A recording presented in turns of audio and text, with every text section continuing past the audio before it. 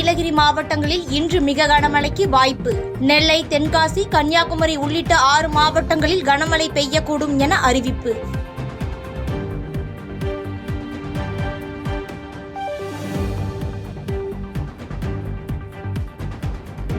கேரளா, கர்நாடகா மாநிலங்களில் தென்மேற்கு பருவமழை தீவிரம். கோழிக்கோட்டில் கடல் சீற்றம் காரணமாக கடல் நீர் குடியிருப்பு பகுதிகளில் புகுந்ததால் மக்கள் அவதி.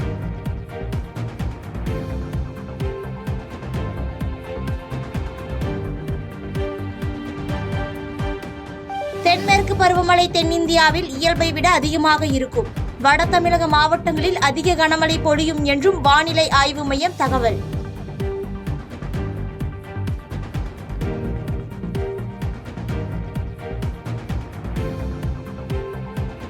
பருவமழையை எதிர்கொள்வது தொடர்பாக துணை முதலமைச்சர் உதயநிதி ஸ்டாலின் ஆலோசனை. நீர்நிலைகளை தூர்வாரும் பணிகளை விரைந்து முடிக்க அதிகாரிகளுக்கு உத்தரவு.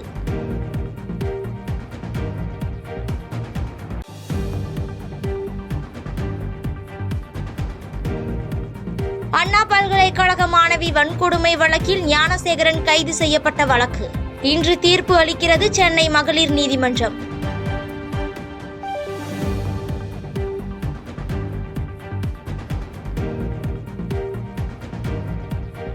சென்னை அருகே பொழுதுபோக்கு பூங்காவில் ராட்டினத்தில் கோளாறு, அந்தரத்தில் தவித்த 36 பேர் பத்திரமாக மீட்பு.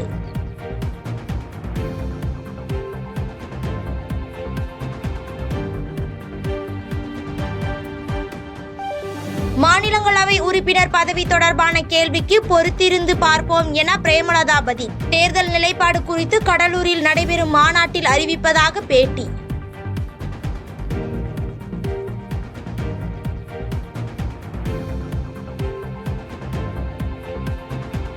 வியாசார்பாடி தீ விபத்தில் பாதிக்கப்பட்டோருக்கு உதவி செய்த தாவேகா நிர்வாகிகளை காவல்துறை தாக்கியதாக விஜய் புகார்.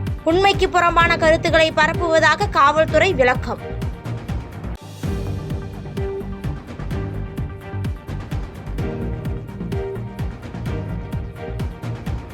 கன்னியாகுமரி மாவட்டம் காப்பிக்காடு பகுதியில் 4 வழி சாலை பணிகள் துவங்க எதிர்ப்பு. காங்கிரஸ் எம்எல்ஏ தாரகை கத்பட் உள்ளிட்டோர் கைது.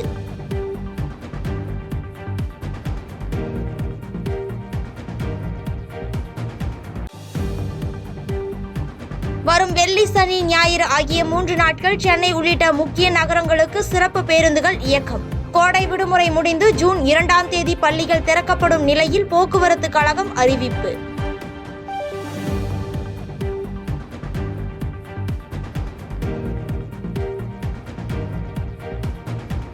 டெல்லி குடியரசு மாளிகையில் 2வது கட்டமாக நடைபெற்ற பத்ம விருதுகள் வழங்கும் விழா. திரௌபதி முர்முவிடம் பத்மபூஷன் விருது பெற்றார் நடிகை சோபனா.